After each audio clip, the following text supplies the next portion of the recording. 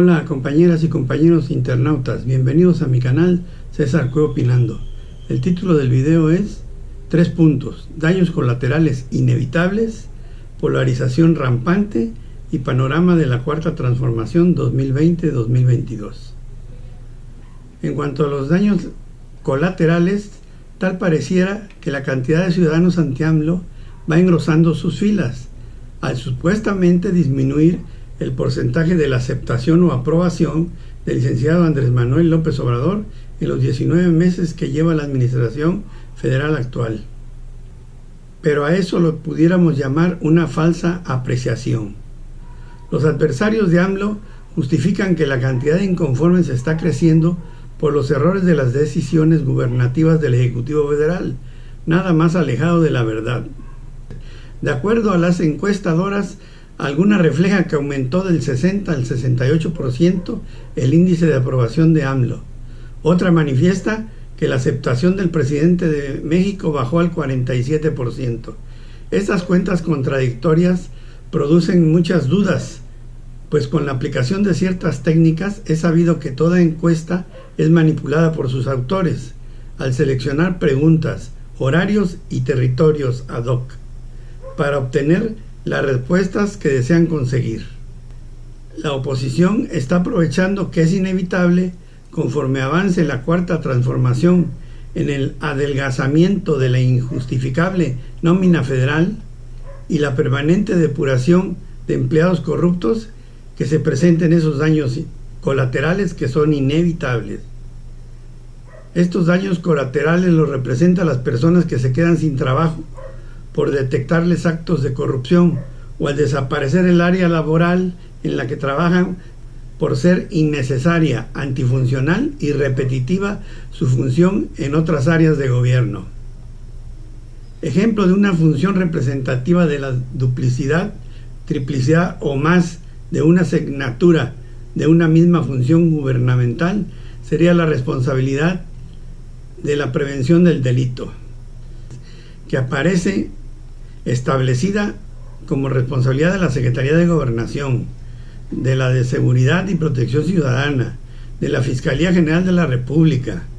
Pertenece también al órgano administrativo desconcentrado, Prevención y Readaptación Social, y si le buscamos, igual aparece en otros lados. Esto choca con la austeridad republicana. Es inconcebible que de todo el dinero que obtiene el gobierno federal para su presupuesto, se gaste un 70% en costear la pura administración pública. Eso no puede seguir así. En los países, digamos, eficientes en su administración, el presupuesto anual se divide en un aproximado de 70% para los gastos de las entidades federativas y un 30% a la autoridad central. En México los porcentajes son al revés. Las escasas filas de miembros del BOA irán creciendo leve, pero continuo por los daños colaterales que producen las acciones de gobierno para adelgazar la abultadísima nómina, como ya les comenté. Por eso es que prácticamente, repito, es inevitable esos daños colaterales. El BOA, recuerden que es el bloque opositor amplio.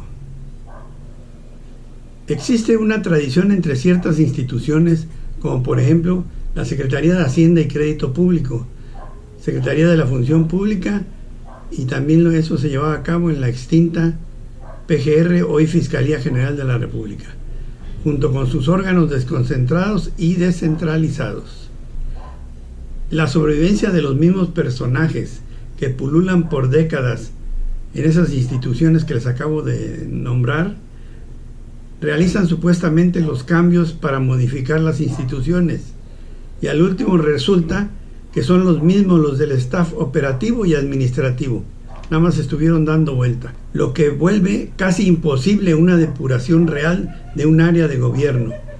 Cuando se revisan las nóminas a conciencia, se dan cuenta que solamente fue gatopardismo clásico, una supuesta movilidad de servidores públicos para que quedaran prácticamente los mismos. La pregunta sería, ¿cómo limpiar un área gubernativa si dejas a responsables de las representaciones del gobierno federal a que tiene más de 15 años laborando en la misma institución. Hay que prescindir de la mayoría de ellos, porque si no, las cosas seguirán igual. Segundo punto, polarización rampante. Se ha denotado un recrudecimiento en el enfrentamiento entre los amlistas y los anti-AMLO. Situación previsible porque ya están soplando los vientos electorales del 2021. El licenciado Andrés Manuel López Obrador, presidente constitucional de México, ha reiterado constantemente que, haciendo uso de su derecho de réplica, dará contestación puntual al ataque constante en contra de la figura presidencial. O sea, mientras lo sigan agrediendo, seguirá defendiéndose. La estrategia de los adversarios de AMLO es la misma. Se orienta bajo dos vertientes. Una, analizando negativamente todos los actos del señor presidente, y otra, las fake news, o sea, las noticias falsas. La primera está respaldada por el derecho constitucional de la libertad de expresión, lo cual es correcto, pero no debería estar acompañada la crítica con insultos directos al presidente de México.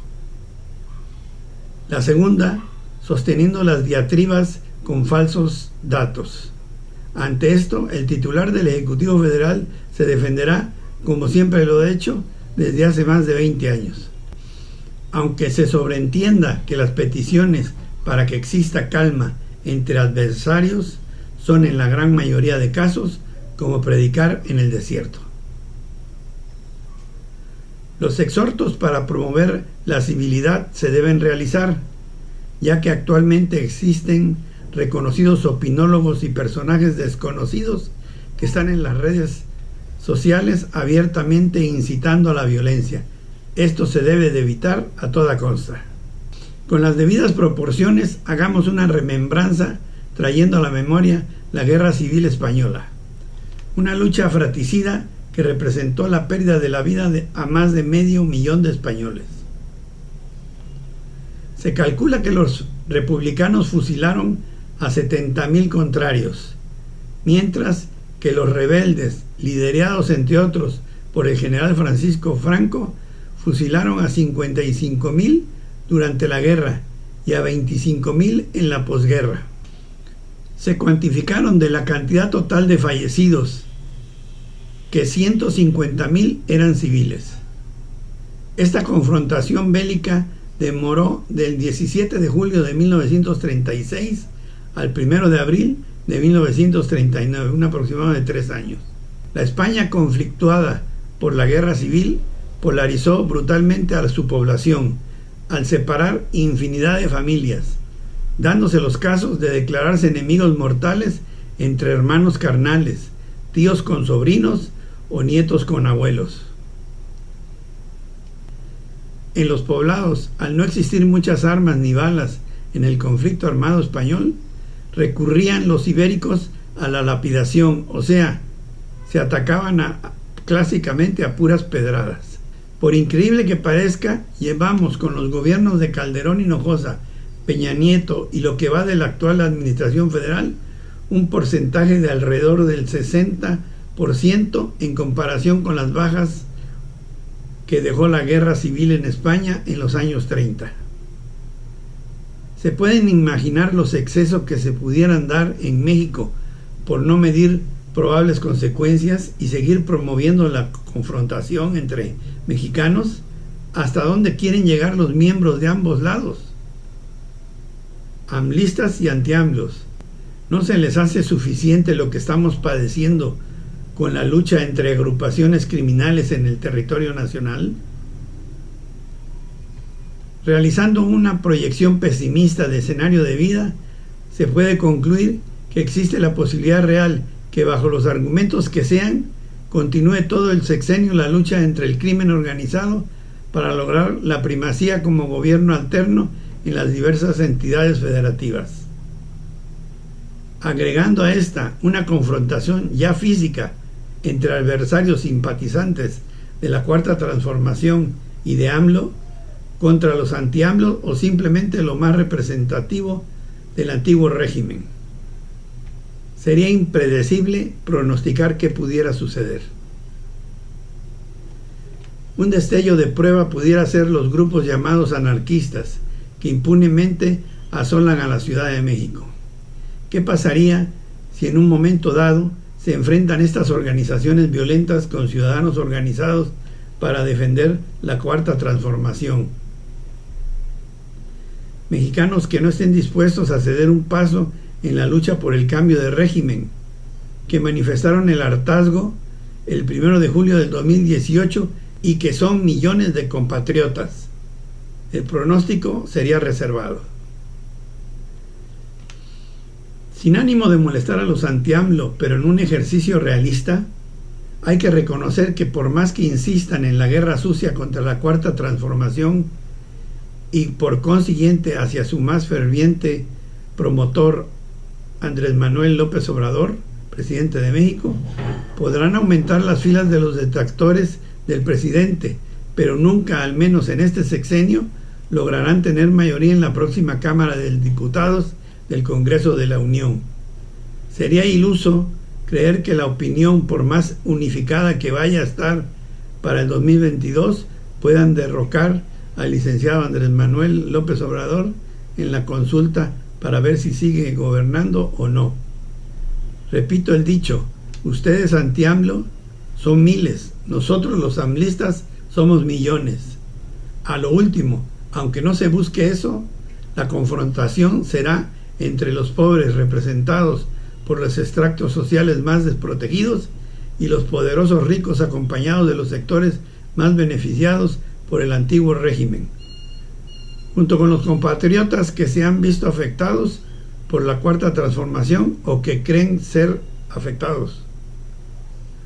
El tercer punto lo llamamos panorama de la Cuarta Transformación 2020-2022. Si lo vemos a través de los ojos de los anti-AMLO, calculemos que con la campaña anti-AMLO aumenta el descontento en contra de la figura presidencial. Se agrupan con el voto duro de los partidos de oposición, las organizaciones empresariales afectadas por las políticas económicas actuales, las estructuras criminales siempre amagadas por la Guardia Nacional y las Fuerzas Armadas. Con lo anterior, aumentaría considerablemente las filas de no simpatizantes del licenciado Andrés Manuel López Obrador, sin olvidar como aderezo del masacote las víctimas colaterales por el adelgazamiento de la nómina del gobierno federal y los empleados federales que salen con motivo de la depuración permanente. Aparte de los componentes antes narrados, también hay que contar a los que antes de llegar a la actual administración federal ya estaban y que continúan estando en pobreza extrema, junto con todos los ciudadanos que, de una forma u otra, fueron afectados por el COVID-19, pues los orquestadores de la campaña sucia contra AMLO, junto con sus medios de comunicación controlados, están culpando al señor presidente de todo lo relacionado con el coronavirus. Pero a la fecha las cuentas siguen siendo claras. Insisto, miles los anti-AMLO y somos millones los AMLovers. El problema real es que se debe reconocer la complejidad para resolver los problemas del Estado mexicano. Si se está tratando de implementar y consolidar una cuarta transformación con un capital humano que en un 99.99% son los mismos ciudadanos que fueron parte del antiguo régimen, estaríamos hablando de que son alrededor de 1.700.000 servidores públicos federales, con 97 instituciones centralizadas, 18 secretarías de Estado y 74 órganos desconcentrados. Al alcanzar año y medio las actividades gubernamentales, la nueva administración federal continúa sin dar muestras claras de avance significativo. Eso es innegable. Pero para tener una implementación correcta de la cuarta transformación, pues tenemos que seguir empujando y perseverar en las metas de la cuarta transformación. Se debe observar como posible que este sexenio, al menos lo implementen y si acaso se empiece a consolidar un poco ese gran cambio social. Una de las causas principales que no se ha avanzado como se quisiera avanzar es fácilmente detectable. Las instituciones siguen intactas, o lo que es lo mismo, un gatopardismo a su máxima expresión. ¿De qué sirve una nueva presidenta de la Comisión Nacional de los Derechos Humanos si la estructura, el personal, las reglas de conducción son las mismas del periodo neoliberal, o sea, el antiguo régimen? Han dado muestra que están a la altura de las circunstancias actuales de la Cuarta Transformación, la Comisión Nacional Anticorrupción, el Instituto Nacional Electoral, la Secretaría de la Función Pública, la Fiscalía General de la República. Yo creo que no. Lamentablemente no existen resultados que convenzan a los ciudadanos comunes y que está la Cuarta Transformación en un camino correcto. Yo creo que el panorama como tal, pues un bando siente que ellos van a ganar, el otro está seguro también de su triunfo. No es previsible con certeza. Yo, por ser amlista, pues bueno, yo le echo porras a los amlovers, pero esos cómputos de 2020, de 2021 y la consulta del 2022 van a ser demasiados complejos, porque se van a pelear el todo por el todo. En el 2020 va a ser una especie de práctica. Van a ensayar para el combate mortal del 2021, el 1 de julio de 2021, que la están llamando ya la madre de todas las batallas. Nunca como tal ha habido un enfrentamiento político de esa naturaleza y lo que está en juego. Para marzo, creo que es 21 de marzo, el 2022, no hay más que de dos sopas: el tiro de gracia para la Cuarta Transformación, fusilada con todos los honores, o en caso contrario, observar con toda claridad una Cuarta Transformación en pleno auge y con todo el apoyo del pueblo de México. Espero les haya parecido interesante las opiniones.